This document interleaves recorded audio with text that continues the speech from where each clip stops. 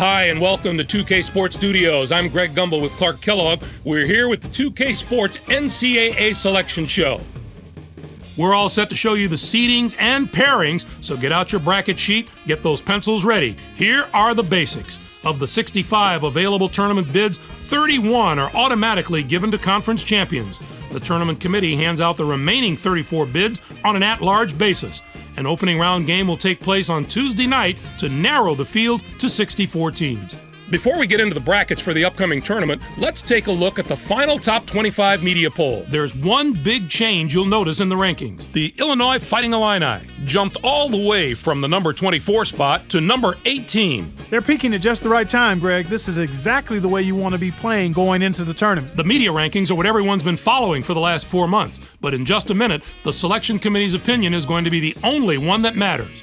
It's time to talk about the topic that has a lot of players and coaches holding their breath right now, the NCAA tournament bubble. These are the 10 teams that aren't worried as much about where they'll be playing as if they'll be playing. Clark, who jumps out at you there? Texas Tech has had some great games and some forgettable ones, too.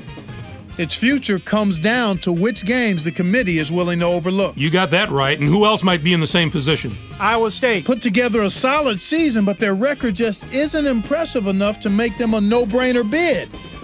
If the committee doesn't give weight to their tough conference, they could be out of luck. I'm sure it's been a long week for those teams, but the wait's almost over. The NCAA Selection Committee has finished its meeting, and we're ready to unveil the top 4 seeds in this year's tournament. The Syracuse Orange are the top overall seed, and they will play in the East Regional.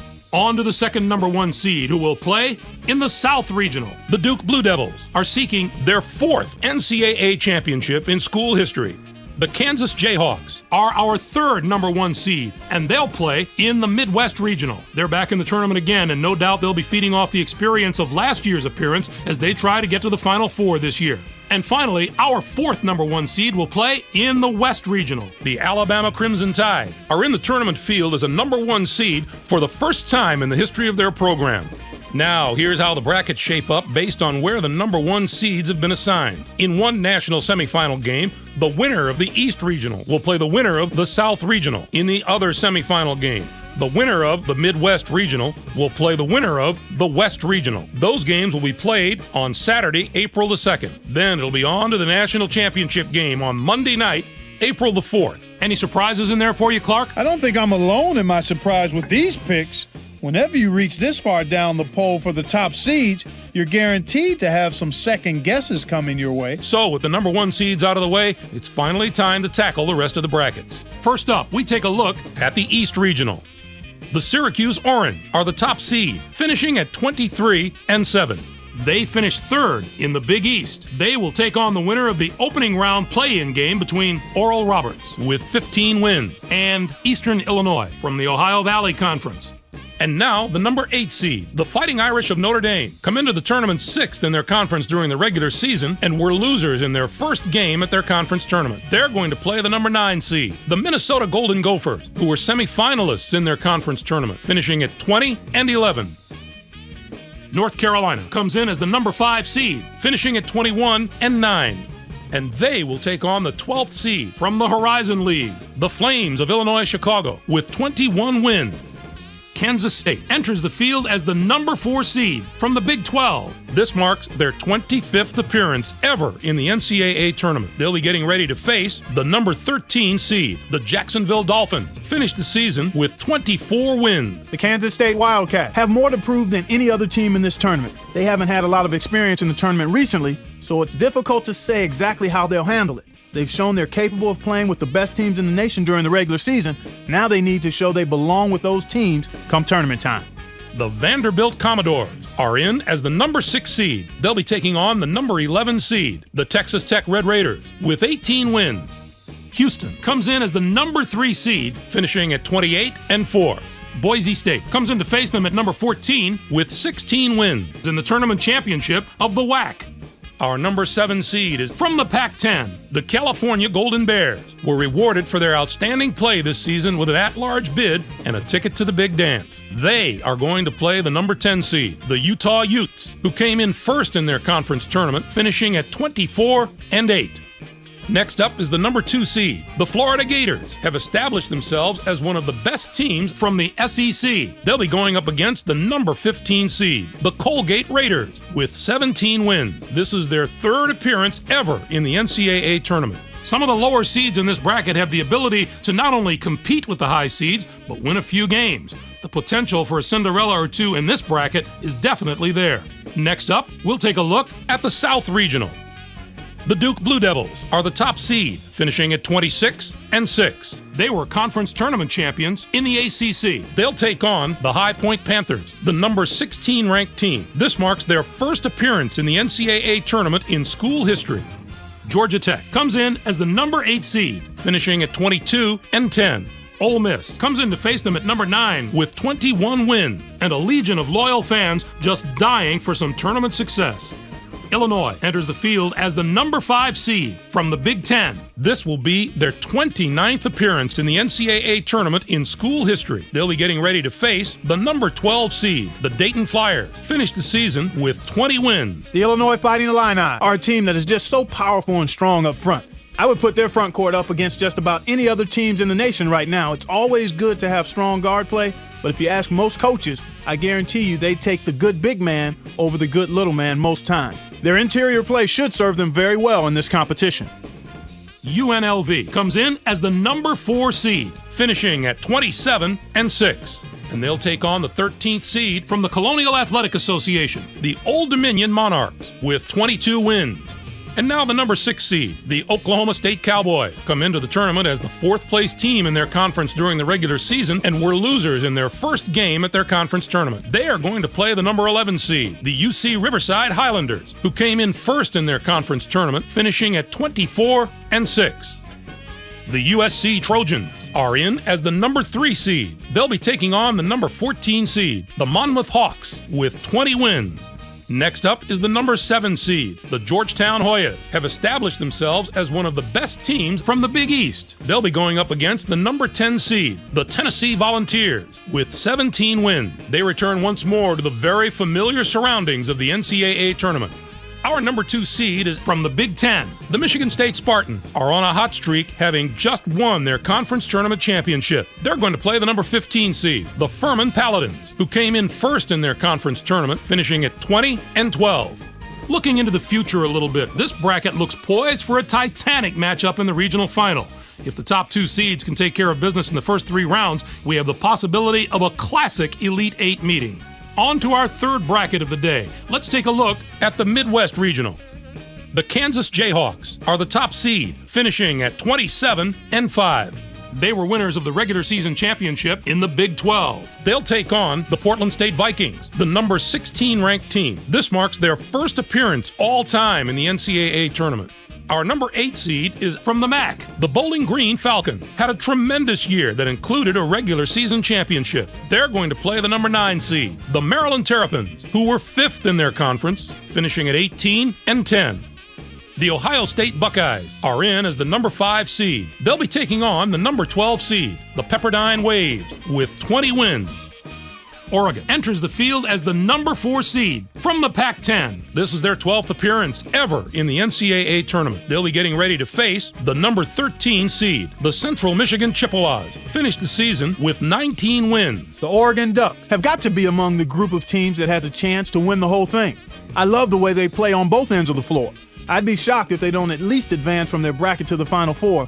But more than that, I think they've got a legitimate shot to win some hardware. Stanford comes in as the number 6 seed, finishing at 23-11. And they take on the 11th seed from the Missouri Valley Conference, the Missouri State Bears, with 21 wins. And now the number 3 seed, the Rutgers Scarlet Knights, come into the tournament after finishing 2nd in their conference during the regular season and were losers in their first game at their conference tournament. They are going to play the number 14 seed, the Vermont Catamounts, who came in 1st in their conference tournament, finishing at 20-11. Next up is the number 7 seed. The Boston College Eagles have established themselves as one of the best teams from the ACC. They'll be going up against the number 10 seed, the Utah State Aggies, with 24 wins. This marks their 19th appearance in the NCAA tournament in school history. Clemson comes in as the number 2 seed, finishing at 26-6. Alabama State comes in to face them at number 15 with 22 wins in the tournament championship of the Southwestern Athletic Conference. There are going to be some incredible matchups in the later rounds of this bracket. If the top seeds can avoid the early upsets, we can look forward to some real heavyweight battles. And finally, let's have a look at the West Regional. The Alabama Crimson Tide are the top seed, finishing at 28-6. They won both the regular season and conference tournament titles in the SEC. They'll take on the Pennsylvania Quakers, the number 16 ranked team. This is their 24th appearance in the NCAA tournament in the history of their school.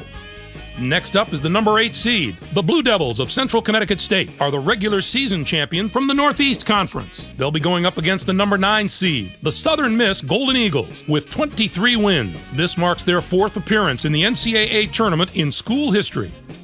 Washington State comes in as the number 5 seed, finishing at 20-10. And they will take on the 12th seed from the Big East, the Louisville Cardinals, with 20 wins.